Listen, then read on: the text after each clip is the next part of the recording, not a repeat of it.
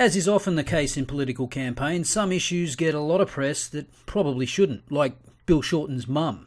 And then there are other issues that deserve more attention than they actually do get. One of those, I believe, is the Labor Party's radical new policies on all things gender. Remember, in Tasmania this year, a bill was passed to make gender optional on birth certificates. Now Labor wants to make that a national policy. Here's Peter Credlin with that and other details from her show last week.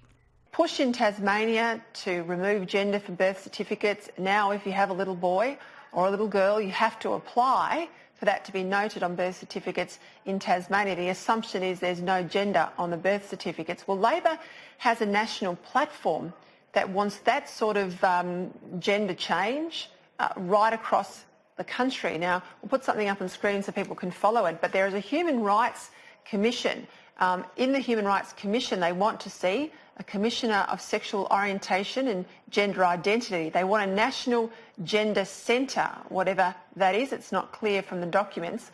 And that the cost of gender-affirming medical technologies should be reduced, which could well mean heavy Medicare subsidisation for gender reassignment surgeries. Now, I don't know that most Australians know that this is on the table. I don't think most most Tasmanians certainly knew in the recent state election that gender change was on the agenda for that state either.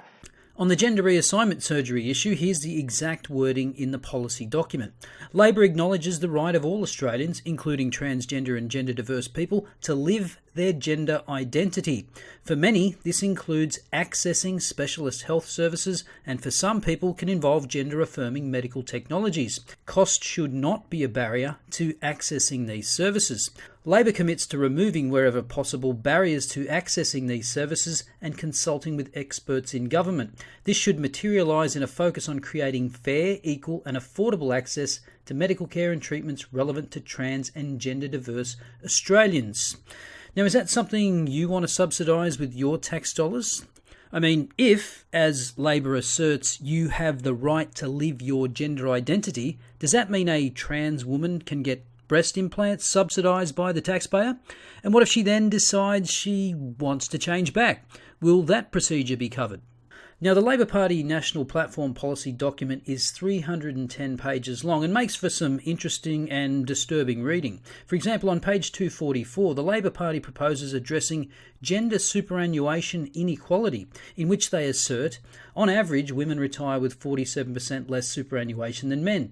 This is a national disgrace and institutionalised gender discrimination. Of course, that's complete nonsense. There's nothing remotely sexist about superannuation. The more you work, the more you get, regardless of gender. It's that simple. Now, of course, I'm not mentally ill enough to have read through this 310-page document in its entirety, but one man that has read the fine detail of Labor's gender agenda is this man, Professor of Paediatrics John Whitehall of Western Sydney University. He appeared on Credlin on Monday, and I encourage you to listen to the end of the interview because it just gets more bizarre as it goes on. This is a really important issue. I have to say, other than a few comment pieces in the newspapers and you bravely coming and speaking about it, I think most Australians are concerned but don't know the detail. Yeah, I couldn't agree more. And you talk about the platform. The platform is not a suggestion of what they're going to do. It's a promise of what they're going to do. And part of that promise is that they will have a nationwide safe schools program, which is, in fact, in my opinion, part of the problem, because under the issue of bullying, and nobody approves of that, they are raising this ideology that there is no fixed identity as a boy or a girl, but the children of the working class exist somewhere on a flexible rainbow, some kind of a locus in between. And that if a child then expresses confusion and the delusion that the boy might think he's a girl, they have promised that they will make it illegal for a doctor or a therapist or a counsellor or whatever, illegal to do anything but to direct and support the child in the direction of the new gender. So can I just jump in and ask you, so if you have a child who's, say, 7, who presents and says, I'm a boy or I'm into what I would call a tomboy, or a boy who thinks that they might be a girl, rather than perhaps involve counselling or a psychologist, as the parent, as the paediatrician, what you have to then now support that choice of the child at 7 or 8 or 5 or whatever it might be to change their gender. Am I right? Yes, indeed, you are right. This is the issue. They use the weasel word conversion. In other words, you are not allowed, it will be illegal, forbidden, at the pain of deregistration or whatever. They were actually going to criminalise it, but thought that they could make it more effective if they used civil laws to prohibit a doctor, for example. They use the word converting the child back to the gender with which it was born. So that wasn't my idea of a conversion therapy. Was very different than that, but that would involve just something as simple as counselling. A doctor. Oh, well, exactly. That's all that there used to be, and it was very, very effective. And indeed, throughout the world, the statistics are that the majority of children will, in fact, revert to the gender of birth. Now, some along the way will end up as homosexual, and I can understand the homosexual community is saying that transgendering these children, making them ersatz females in the case of a boy, is in fact gay genocide. Mm-hmm. I can see that. Mm-hmm. And Zucker, who was an international export in Canada, was basically sacked.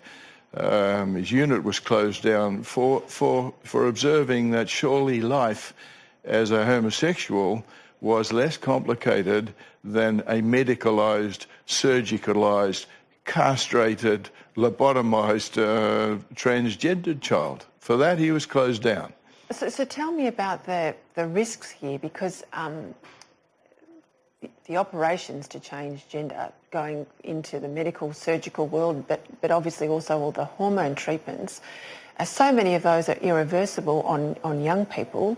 You can't come back from a mastectomy. You can't come back from genital surgery. How much of a risk is this? Would we be making those decisions on young people under this policy? Well, we already are, and this is another weasel word. You mentioned mastectomies. Mastectomies are allowed by the law under the concept that they are reversible. This is nonsense. They're only reversible in a cosmetic sense because of silicone bags. Mm-hmm. It's got nothing to do with breastfeeding or everything. That's what gets under my skin, is the dissembling, the massaging of truth, the telling of lies. For example, before the surgery, there is the blocking of puberty with various drugs. They say this is safe and entirely reversible.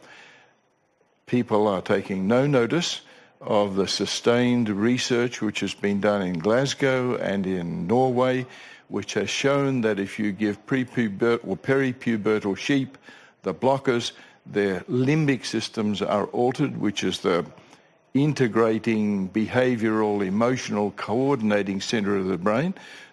The bit of the brain that would help you work out whether you are male or female is irreparably damaged by blocking with the blockers.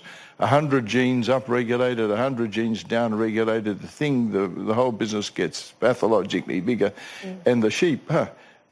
And he's surprised the sheep is more emotionally labile and has a bad memory. I don't know how they test these things out. I'm not good at sheep, but all this is there. All this is there. And it has been repeated, and yet the pundits arguing for the transgendering of children saying, it's safe and effects are entirely reversible. This is not true. But what parent wants their child to be an experiment, a gender experiment? Well, there are indications. For example, in the past, there was an Australian psychiatrist named Koski who was head of psychiatry in Western Australia, and he reviewed the cases from 75 to 80 and published them. There were 8 cases, only 8. Now the same hospital gets 2 or 3 a week. Koski basically put the child in a hospital, and with a dramatically short space of time, the child gave away or gave up on this hypersexualized feminine behavior, mostly they're boys. He came to the conclusion that this was a symbiotic relationship of pathology between the mother and the boy in this case. Okay, she's hardly done by males. She doesn't particularly get on with the little boy, finds that life is easier when he's in a dress. He finds that when he's in a dress, mum's eyes light up, and it goes on from then. So that's part of it, family psychology, and it was treated by family and individual psychology. This goes to the point we started the conversation on. If somehow under these rules, and you're right, they're not a nice to do that we could think about doing, they are mandatory if Labor comes into power. It's part of their platform. Psychology in these discussions and counselling before these big radical decisions are made is gone. So too, I understand, is us even talking about things. Yes, I hope you enjoy this because it's the last chance we have. If Labor get in, it has promised in the platform, not my platform, that they will regulate broadcasts. We won't be able to have a cynical conversation on this so-called conversion therapy. It will be banned. They promise. But this is the concern I have. You know, I've worked in politics for a long time. We're trying to go through in an election campaign and discuss these issues, policies right across the board, so that the voters have a chance to look at them and be informed when they go to vote. No one's really talking about this issue. And you're a paediatrics professor. What you're saying tonight to parents at home watching this would be pretty alarming, to say the least. I don't know why it hasn't been raised. You know what? In Victoria, they have basically said this conversion therapy will be illegal. And now, not now, they reversed the onus of proof. And nobody seems to care about that. They say that you are guilty, the doctor, therapist, will be guilty until he can prove innocence.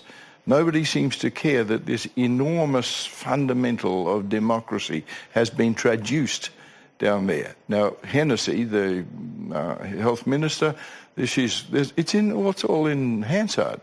There's a paragraph in Hansard. You need a couple of PhDs to understand it. But at the end, she basically says, yes, this is not a human rights issue. We have reversed the onus of proof, and it's important now. So all sorts of things have happened without comment. Well, Professor Whitehall, thank you very much for coming on tonight and at least informing people at home a little bit about what's at stake in the next few weeks. More of this and you'll get me struck off.